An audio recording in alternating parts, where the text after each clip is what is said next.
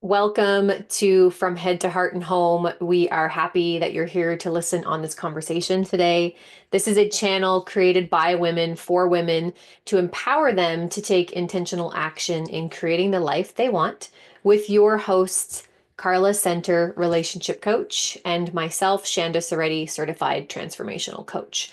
So today we have a few topics that we want to explore together, kind of in prep for winding down 2024 and getting ready to kickstart 2025. So I'd like to kind of talk a little bit about reflecting back. It's always important to do that, as well as looking ahead, right? Planning ahead. And this is where the interesting topic I think will come in around excuses and how excuses have their part to play in all of this. So, Carla, what do you want to start off with by sharing today? Um, this is like Shanda said, it's a great time of year to take a look at what was your envisioning for 2024? What was it that you wanted to create in 2024 in your life? And really reflecting back and taking a look at what were the excuses that came up in your life? What were the things that came up that kept you from taking inspired action, from taking the steps forward to create that in your life? And what are some of the things not only that you wanted in 2024, but while doing all the things in 2024, you're like, you know what? I realized I really want this. So let me get ready for this for 2025. This new year, this is where I want to go. What are the excuses I anticipate I'm going to bring up? What are the thoughts that are coming to me that are like, why I might not be able to do this, and reflecting on where is that coming from? What are the things that have brought up these kinds of thoughts in my life that tend to keep me in the same space, that Mm. keep me from creating these things that I really, really want, that inspire me? Yeah, I love that. I love that so much because it's really great. You brought up some great points. When we're reflecting backwards, we need to really understand by asking ourselves some questions like what happened? What was the outcome? What were the results, right? That we did or didn't create. So, like you were saying, asking, did we create what we wanted? Did we create what we set out? And that, depending on what you're focusing on in your life or what you're doing or what your goals are, it will look different for everyone. For some people it might be planning a trip to Mexico. For other people it might be building a $100,000 business. For other people it might be getting married, right? So it's very different depending on where you're at in your life, but this is really applicable to everybody. So just being super honest and real without judgment of like, did I create what I wanted? Did I create what I set out? Why not? And like Carla was saying, what were the excuses that created your results, and how did you justify it, right? Because we're always justifying, we're always making ourselves right for the choices that we're choosing. Okay. And then looking forward, so we get to plan things. And I'll tell you something, like years ago, rewind before I started this business, I didn't really plan things. I did not like New Year's resolutions because I always felt like they were something that maybe for the month of January I was really into and then it fizzled off, right? And then it kind of really felt demotivating after that because it felt like something I was dragging along in the mud.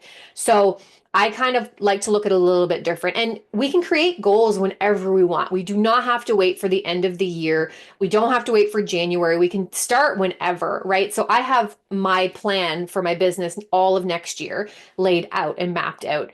And I'm not waiting for January 1 to come to start it. I've already started working on it the end of November, right? So the quicker we can start the ball rolling, the better. There's no wrong time to start, right? And that's another thing.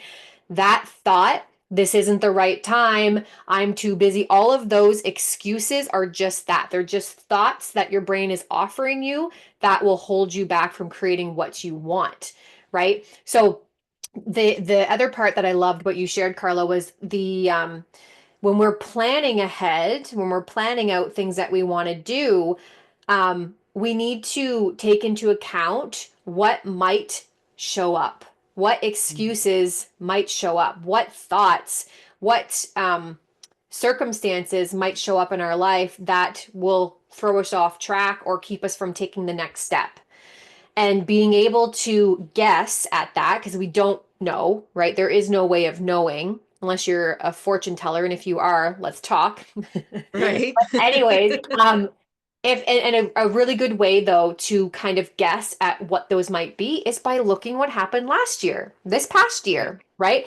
What happened there? So that's why you're going to do that step first, reflect back, pull out all of those pieces, and then say, okay, if these pieces come up again moving forward, how will I address those? What action steps can I take to move through them and past them?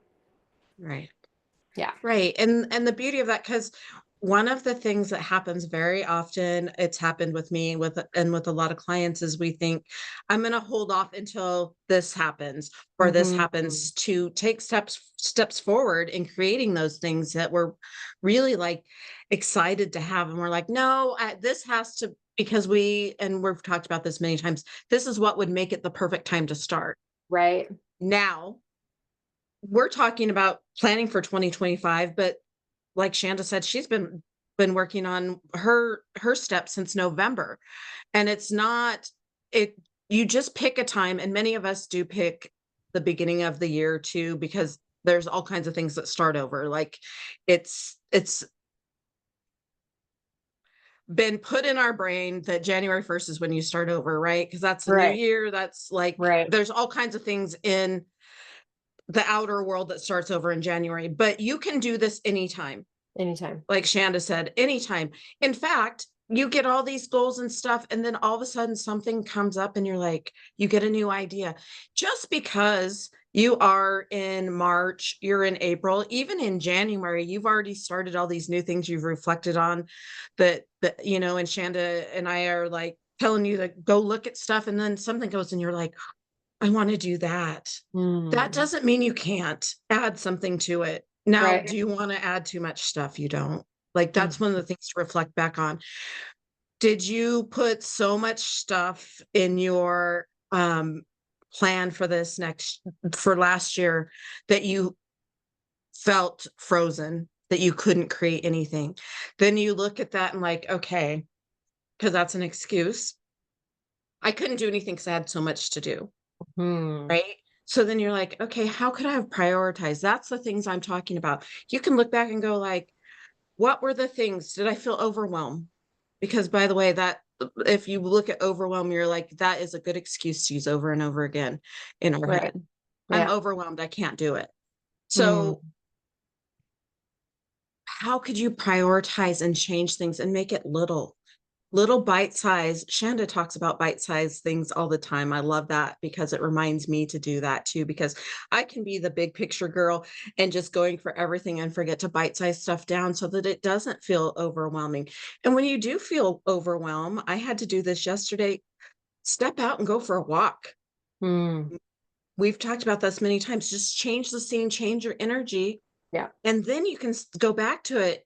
Just like if you want to look at this year and you're like, all of a sudden, all these negative thoughts are happening, step away, change your energy, and come back to it from a different perspective. Because having compassion, grace, and all of that for yourself, when you're looking at the last year and you're like, oh, I didn't do these, we're not talking about going in there to judge yourself. We're talking about going in there to see what worked, what didn't work, so that I Mhm. can move forward, right? Yeah. Because we're always learning, growing, and expanding. Yes, I love it. The evaluation process is so important. And personally, it's been a beautiful tool to see, first of all, to check in with the actions you're taking, right? Like the things you're actually doing, whether it's in your health, your fitness, love life, communication, business, whatever it is, right? Right. Checking in and honestly evaluating from a place of love, right? Like always, we always encourage you to do that to make sure, like, am I in alignment here, right? And like we've said so many times, and even just on today's recording, don't wait to do the things that you want to do the things that you're called forward to do, because there is no good time. There's no right Right. time. The right time is the time that you make right, right? The Yes. right time is when you feel inspired. Now, the couple things here. The further out that you can actually see and plan, the better. So that's why I'm kind of we're sharing like the year, right? Planning out for your year. If you can plan further than that, 2 years, 3 years, 5 years, even better. right? Because then you can bring those other things forward more quickly when you stay really focused in alignment with those goals that you're creating. And then the whole chunk it down thing, which I love talking about too, because the big picture is beautiful. We need to have the big picture. We don't need every single little detail and component, right? We don't need to know all the things, but we need to be able to see what that end result is or what we imagine it to be so that we can then work backwards, right? So if we're just talking about 2025, there's 12 months.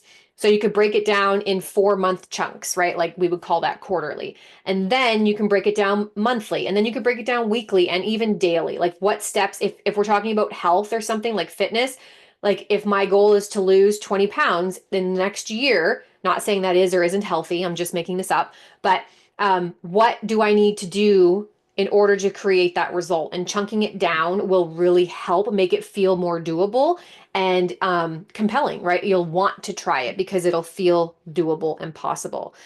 And then you were talking about prioritizing, right? So how we do this, the right actions, like figuring out, well, I don't know what to do and I don't know what actions to take. So first of all, we're always just guessing when it's something we've never done, right? Yeah. So we're just guessing. So you brainstorm, you write a bunch of stuff down and you try it. Okay.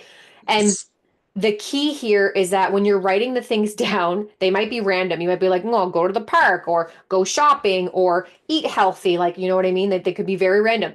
As long as they are in alignment with that end goal, then that is an action step to try. That is something that you Right. can try. And then once you try it, you evaluate, did that work? Did it not work? And what can I try differently? And then you go again, and then you go again and again and again. Right. So you were also talking about excuses, right? And you were saying overwhelm. And another one Mhm. too is perfectionism. We allow that Yes. to just keep us stuck in the track, like boom, end, right? Stop, full Right. stop. Also, fear, but not just fear, fear of fill in the blank, fear of Right.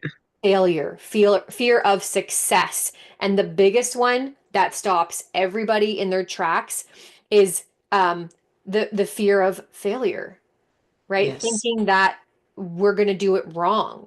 And to the point where that's one of the biggest reasons why we don't create what we want to create.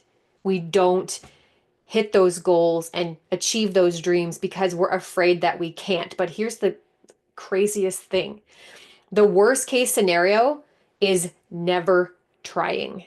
That is the Yes. worst case scenario. The best case scenario is actually succeeding and Hmm. creating what you want.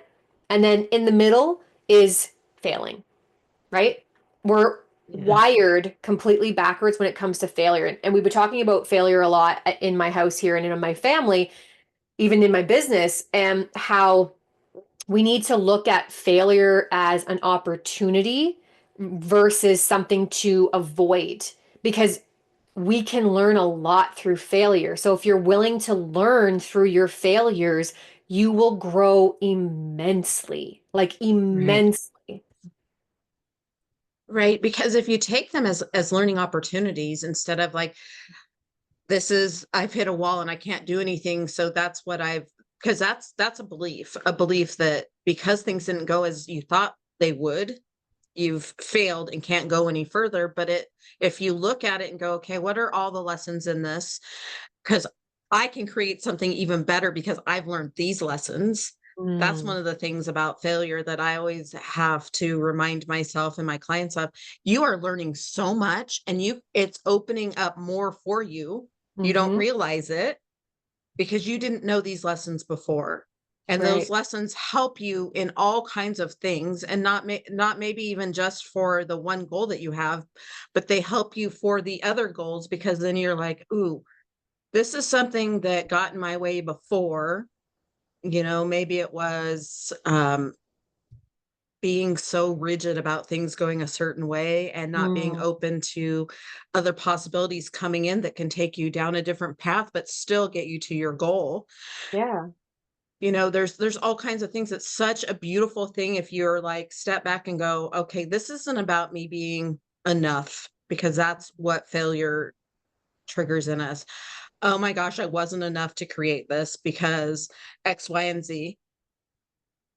Go to, this is a learning opportunity that's going to expand all the things I can do in the future.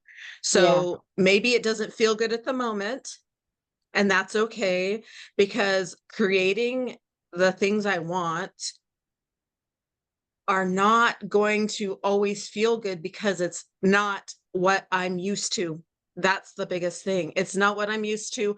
So it feels uncomfortable. And Hmm. I'm going to tell you guys, uncomfortable, if you feel uncomfortable, usually that's because you're stepping into something better.